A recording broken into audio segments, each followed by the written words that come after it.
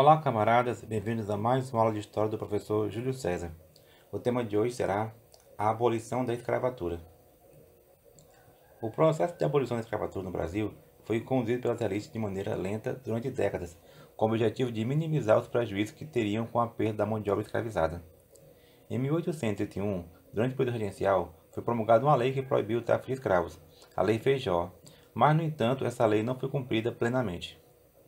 Naquela época, a Inglaterra estava interessada no fim do trabalho escravo, pois para esse país europeu era importante vender seus produtos industriais, e isso só seria possível se as pessoas trabalhassem em troca de salários.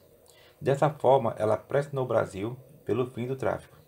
Chegou a adotar, em 1845, o mecanismo chamado de Bill Aberdeen, pelo qual a marinha inglesa poderia abordar em alto mar os navios traficantes de escravos.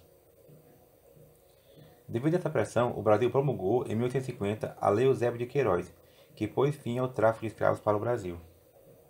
Após a participação do Brasil na Guerra do Paraguai, onde muitos escravos lutaram, morreram ou foram libertos, cresceu o movimento abolicionista no Brasil. Por força desse movimento, em 1871, foi aprovada a Lei do Ventre Livre, que libertava os filhos de escravos nascidos a partir daquela data. Esses ficariam sob o domínio dos senhores até os 8 anos de idade, quando seriam libertados com indenização do governo, ou ficariam até os 21 anos de idade, quando seriam libertados sem indenização. Em 1885 foi aprovada a Lei Saraiva Cotegipe, ou Lei dos Sexagenários, que libertava os escravos a partir dos 60 anos de idade. Movimento abolicionista. Todas essas leis foram promulgadas no contexto de debate na sociedade em torno da questão da abolição. Esse debate ocorreu de maneira organizada por lideranças intelectuais e políticas que fundaram clubes como a Sociedade Brasileira contra a Escravidão em 1880. Esse movimento produziam jornais, ajudavam em fugas, faziam defesa de negros escravizados em tribunais, dedicavam sua arte a denunciar a escravidão, como fez o poeta Castro Alves em sua obra Navio Negreiro. Além dele, destacaram-se José do Patrocínio, Luiz Gama, André Rebouças e Rui Barbosa. Luiz Gama foi um destacado militante na luta contra a escravidão no Brasil. Atuando como advogado, defendeu gratuitamente diversas pessoas escravizadas, vítimas de injustiças e ajudou na alforria de centenas de outros. Em sua biografia, ele afirmava ser filho de Luísa Marim, uma das líderes da revolta dos malês ocorrida na Bahia em 1835. José do Patrocínio.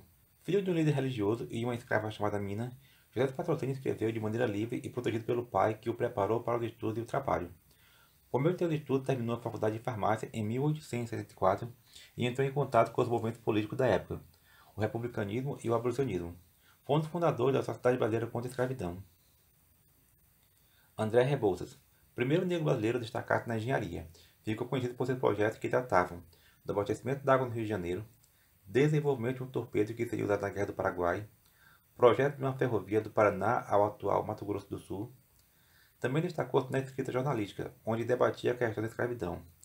Participou de diversos movimentos contra o trabalho escravo e também da defesa da inclusão da maneira mais humana possível dos negros alforriados na sociedade. Defendeu os direitos dos imigrantes para protegê-los de serem novo tipo de trabalho escravo no Brasil. Lei Áurea, 13 de maio de 1888. O ponto auge da luta contra a escravidão no Brasil foi a assinatura da Lei Áurea pela Princesa Isabel em 1888. Essa lei, que possuía apenas 2 artigos, colocava fim à escravidão no Brasil, mas deixava algumas contradições em aberto. A primeira delas tinha a ver com as leis agrárias, que aceitavam debater a abolição, desde que recebessem indenizações por parte do governo, o que não aconteceu, gerando desgaste do governo imperial com essas elites. Essas eram a base social que sustentava o regime monárquico no Brasil. Com a perda desse apoio, o regime acentuaria sua crise e cresceria o movimento republicano.